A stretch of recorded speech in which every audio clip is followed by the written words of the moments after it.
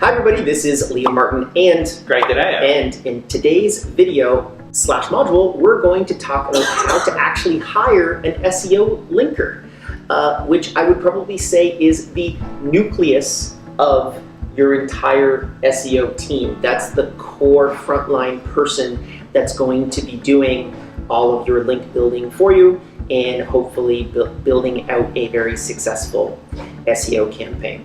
So I'm going to talk about actually just structuring the job application, and Greg, why don't you talk about the filtering process? Sure. Because that's something that you actually do actively Yep. for all of the employees. So we generally like people that have some level of sales experience inside of their resumes, SDRs or BDRs, sales development reps or business development reps, people that are able to reach out to people either through email or through phone and convince them to do something. Because in essence, whether it's getting someone to buy a piece of software or getting somebody to give them a backlink, it's in essence the same process. We also look for excellent English, because you can have a script that you can start with a linker, but inevitably that linker ends up going off script because it's going to be a 6, 7, 8 email exchange before you actually end up getting that link. It's a negotiation for that link.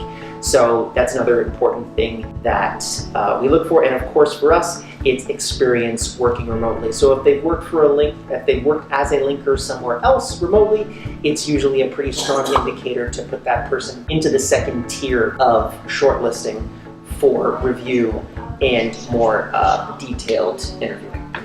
So how about the filtering process? So what we have them do is once we get like the job, we put out the job application, we get the 200 people or so, they get filtered out into about 10 to 15 people simply by do they meet like Liam said, do they speak English? Well, I hope really well. That filters out like 50% to 70% of all applicants.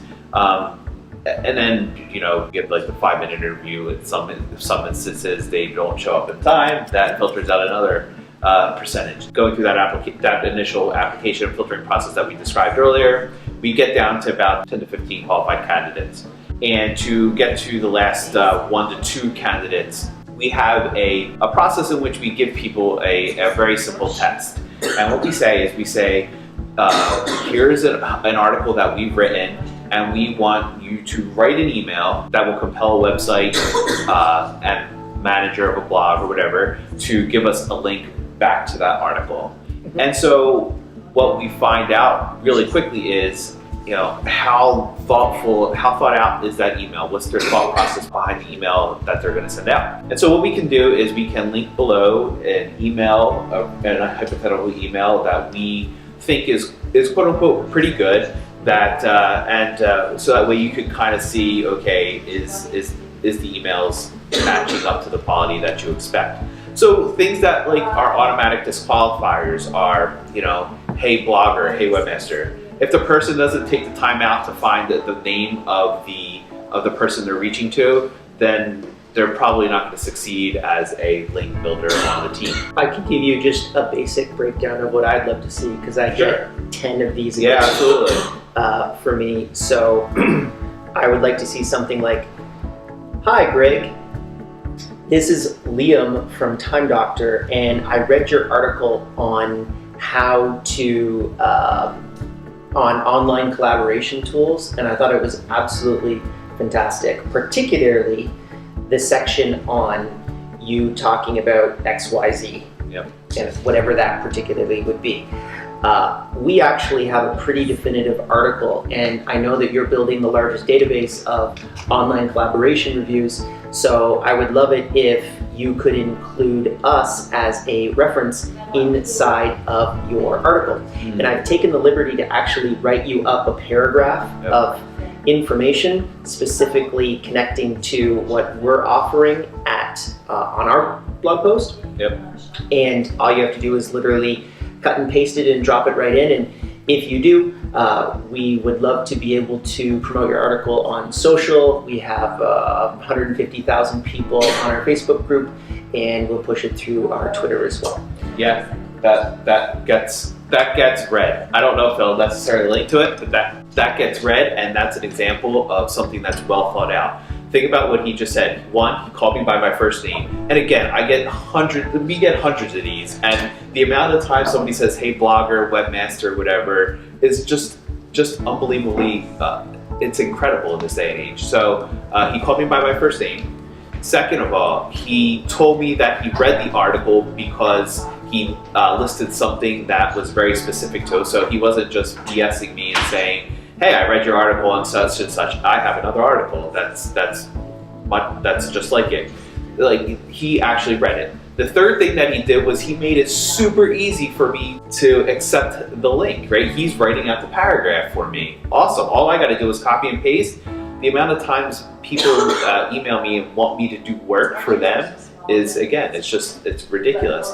And then the fourth, and this is bonus points that he got, is he told me what is the benefit for me to link to you. Like, why should I link to that article? There's, like, I get hundreds of links a week. Why should I link? Why should I pick you? And he told me why. He's going to promote the article to his 150,000 fans or followers or whatever he said. So those are the key components when somebody actually, a linker actually applies and we give them this test. Those are like pretty much the 4 key components that I look for. If they're missing one or two, well, if they're missing one, cool. Then we could just teach them that and we'll show them that, and that's cool. If they're missing more than one, then they're pretty much disqualified. Like, a lot of times people don't give the reason why they should link to us. So if they don't do that, then that I understand that. That kind of takes some practice.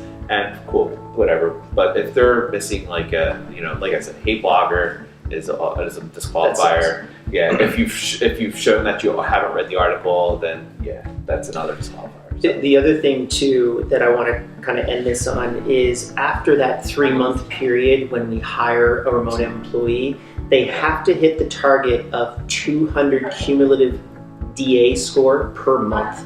So they can actually end up going below that in the future, but they have to be able to hit more than 200 cumulative DA within the first 90 days that they work with us. Otherwise, we just know that they're really not going to be a successful person inside of the team. This job as an SEO linker is a grind. Like, if you're familiar with being a sales rep and you've done the smile and dial thing, you know what that's a grind. Or if you do cold emails, again, you know it's a grind. It's hard to test to see if somebody has that in them prior to hiring them. So that's why we give them 3 months, right? Like, it takes a little while to see, do they have that grind? Are they able to get out there every day and do this on a day-to-day basis? And to be quite frank, that's a very special talent and skill set and patience that, quite frankly, neither Liam nor I have. Sure. We are very fortunate enough that we have some really killer linkers, and so they do exist, and people love that job. But it is a grind, and so having that 3-month test where they get the cumulative DA of 200 is really critical. Yep. Yeah, so those are the general metrics, quantitative and qualitative. If you have any other questions on how to actually hire a SEO linker, please ask them down below and we will answer them, and we'll see you in the next video.